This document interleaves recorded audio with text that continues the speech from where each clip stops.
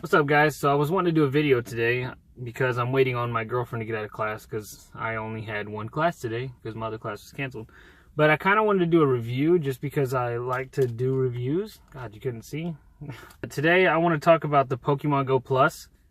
I just kind of wanted to talk about is this thing of importance at all to anyone? Like, should you buy it? Well, one, I want to start off with, I didn't think it was worth the purchase at first, but now that I start to see what it actually does, I'm pretty, I like the fact that I spent, even though it was like $36, I like the fact that I spent that money on this. So the first thing that I want to say is the fact that you can get so much Stardust through this. It's insane. Like, I can just sit in class and it does vibrate pretty loudly, but it doesn't, it's not as loud as you think, because like during the day there's like some background noise type of stuff, and that background noise actually kind of tones out the vibration of it. So I don't really be alarmed about that. It's like a good enough vibration to know it's there, if you ever had it on your wrist and you're just walking around. But if you're going to keep it in your pocket and while the teacher's teaching or saying whatever, they're not going to hear it. You're able to feel the vibration, and you just tap it once, and it catches the Pokemon or doesn't. Or in my case, there's a Pokestop right next to it, so I just keep pressing it every 5 minutes in order to get the Pokestop. But the back to the Stardust. The Stardust is insane because you can catch, say, you get 100 Stardust, I think, per, maybe a little bit more for the higher evolve it is or whatever. But I know just 100, we're just going to go basic. 100 for a basic Pokemon. You catch 9 of those, that's 900 Stardust right there. Like, and 900 Stardust, I know, is like, some people have crazy amounts. Like my girlfriend, she has 240,000 Stardust because she never uses it and doesn't power up any of her Pokemon. But to me, it's like kind of important because I want to be the very... Okay, I'm going to stop. Anyways, so the Stardust is one thing. Two, this does disconnect, not a whole lot, but it like, I've seen reviews saying that it disconnects every like 5 minutes or something. That honestly depends on where you are. I've never had that happen that frequent. It has, like, where I've connected it, then all of a sudden it just kind of lags for a second. But when it comes down to it, I'll be driving, and this is so much easier. Like this, just to press it because there's a Pokestop near me, or you can set it to Pokemon, but I don't recommend that because it does glitch.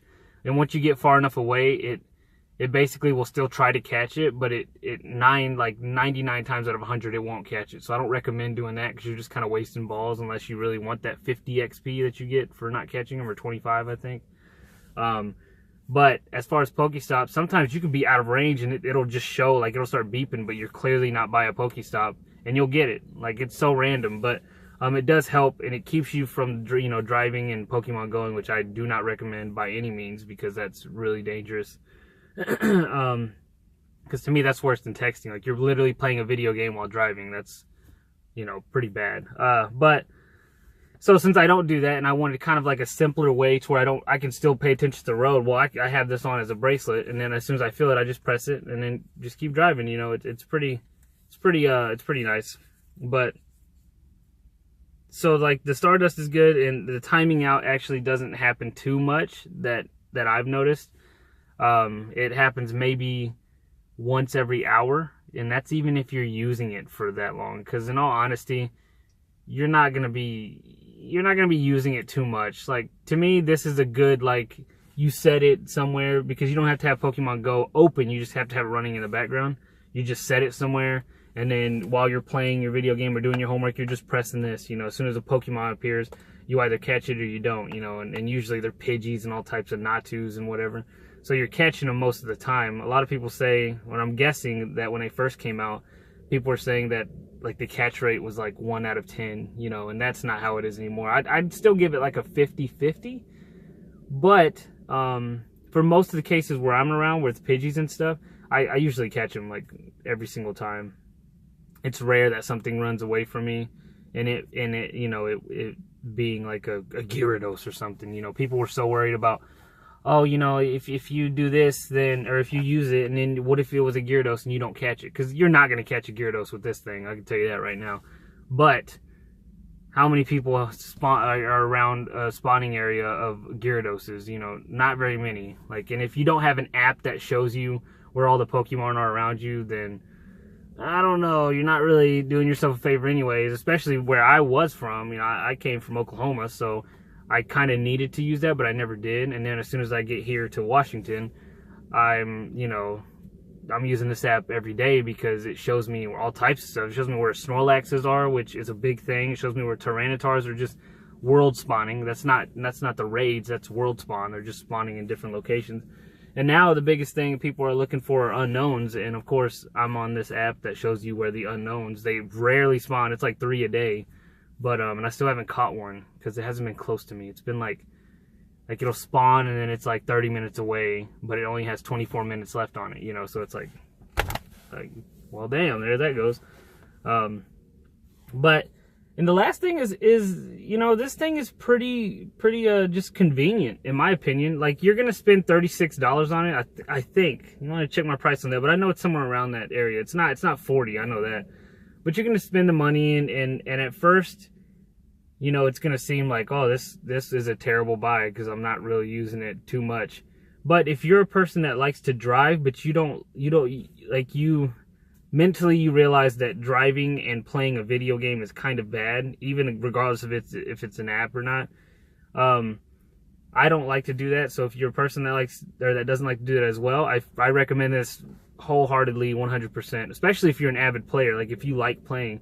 Because also one last thing is that each time you catch one or don't catch one, that's XP. So even though this thing only uses red balls, you can't do any other setting, it will only use your red Pokeballs.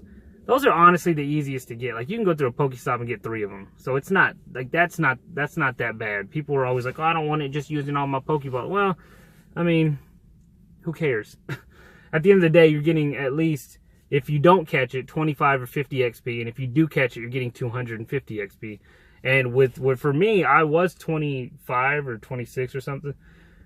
Within 1 day of just constantly just pressing it and just, you know, making sure it's connected, I went up like 3/4 of that level. I was like low 25 all the way up to 26 the next day. Like, you know, I got an entire level just in 1 day because, you know, and it's not from doing all the crazy stuff like people are like, you know, save your lucky eggs to evolve them, you know, evolve like 30 Pokemon at once. I didn't do that.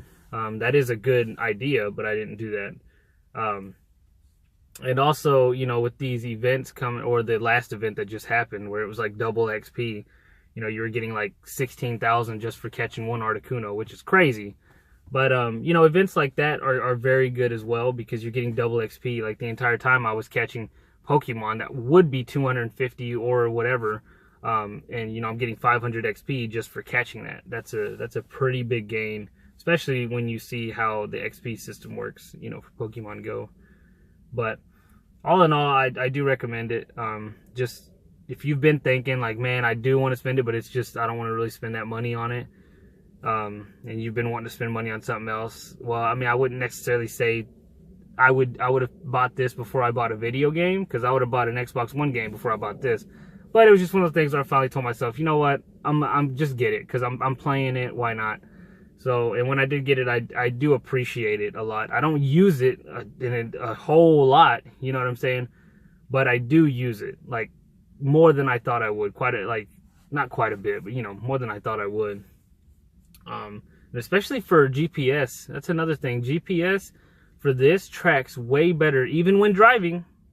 Because I don't really necessarily like to have or be playing Pokemon Go, but I will have it open if I'm not using my GPS, just to get the eggs hatching. Well, the eggs tend to, like, when driving, they tend to not go up, like, at all, really, because it gets, you know, when you're up, like, I think if you go over 20 miles an hour, it doesn't calculate it. It just counts you as driving and doesn't, you know, time, or doesn't make the whatever distance go up. But with this, it seems like it does. It seems like it somehow glitches. I don't want to say glitches, but it somehow does do something to where it actually calculates where you were driving. It doesn't necessarily calculate all of the distance, but it does give you like half of your distance that you traveled, which usually gives me my eggs. Like it gives me quite a bit. By the end of the day, I could hatch easily, you know, just driving to school and back. I could hatch, well, I only usually have one incubator, but I could hatch, say, 2 eggs there and back. You know, that's pretty good. That's pretty good, especially for just it being a 5K or 10K, you know, I could hatch 1 10K going there and back just with this thing, just because it actually does calculate it. I don't know why. I don't know why driving would, but then as soon as wouldn't, but as soon as I, you know, turn this on, it does. It's kind of weird, but yeah. So if you were planning on buy it. If not, you know, consider it. Look it up. I don't know. But like I said, if you play a lot and you're actually trying to get up there into the ranks like 40s and you're getting into this more so than most people, then I do recommend it. But if not, you know, maybe just stick to the old fingertips. Anyways, all right, guys, appreciate it. Peace.